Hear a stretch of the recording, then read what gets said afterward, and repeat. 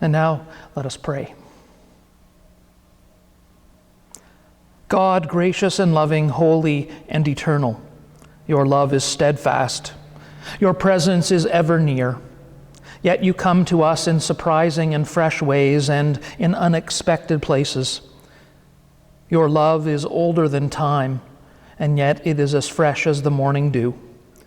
Your patience is unending. Your faithfulness to us is unmatched. Your name has come to us through the centuries, yet you can always do a new thing to draw us back to you. God, Creator, Christ, and Spirit, we offer you our prayers and praise this day, and we offer them in humble expectation, hoping that you will surprise us here and refresh our readiness to serve you. O God, gracious and merciful, holy and healing, you know our hearts. You know the times we have truly loved one another, and those times when we merely have tolerated each other. You know our minds, the times we have truly focused on you, and the times when we have pursued our own purposes. You know our stories, the times we have followed you faithfully, and the times we have went our own way. Forgive us our wavering discipleship, our half-hearted service, and renew our commitment to live lives which are marked by your grace. Amen. Friends, God's love has been poured all over us, to heal us, to nourish us. We have been forgiven. Now we are challenged to go forth in peace and hope and bring those to the world. And for that we say, thanks be to God. Amen. Our psalm this morning is Psalm number 90, verses 1 to 6 and 13 to 17, and we will read it responsively. Lord, you have been our dwelling place in all generations. Before the mountains were brought forth, or ever you had formed the earth and the world, from everlasting to everlasting, you are God. You turn us back to dust and say, turn back, you mortals. For 1,000 years in your sight are like yesterday when it is past, or like a watch in the night. You sweep them away. They are like a dream, like grass that is renewed in the morning.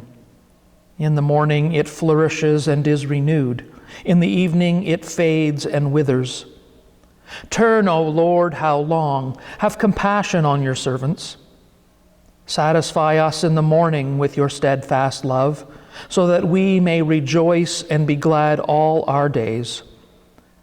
Make us glad as many days as you have afflicted us, and as many years as we have seen evil.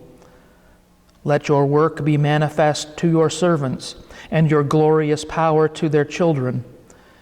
Let the favor of the Lord our God be upon us. O prosper the work of our hands. Amen. And our epistle reading this morning is taken from the first letter to the Thessalonians, chapter 2, verses 1 to 8. You yourselves know, brothers and sisters, that our coming to you was not in vain. But though we had already suffered and been shamefully mistreated at Philippi, as you know, we had courage in our God to declare to you the gospel of God, in spite of great opposition. For our appeal does not spring from deceit or impure motives or trickery, but just as we have been approved by God to be entrusted with the message of the gospel, even so we speak, not to please mortals, but to please God, who tests our hearts. As you know, and as God is our witness, we never came with words of flattery or with a pretext for greed. Nor did we seek praise from mortals, whether from you or from others, though we might have made demands as apostles of Christ.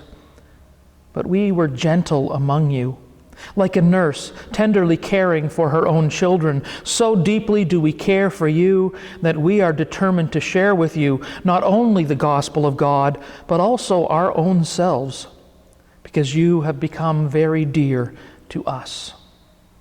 Amen. And our gospel reading It's taken from the Gospel of St. Matthew, chapter 22, verses 34 to 46. This picks up from our reading last week in the Gospel of Matthew, and it continues on with Jesus still in the temple being questioned. When the Pharisees heard that he had silenced the Sadducees, they gathered together, and one of them, a lawyer, asked him a question to test him. "Teacher, which commandment in the law is the greatest?" He said to him, "You shall love the Lord your God with all your heart and with all your soul and with all your mind. This is the greatest and first commandment. And a second is like it. You shall love your neighbor as yourself. On these two commandments hang all the law and the prophets." Now, while the Pharisees were gathered together, Jesus asked them this question: "What do you think of the Messiah? Whose son is he?"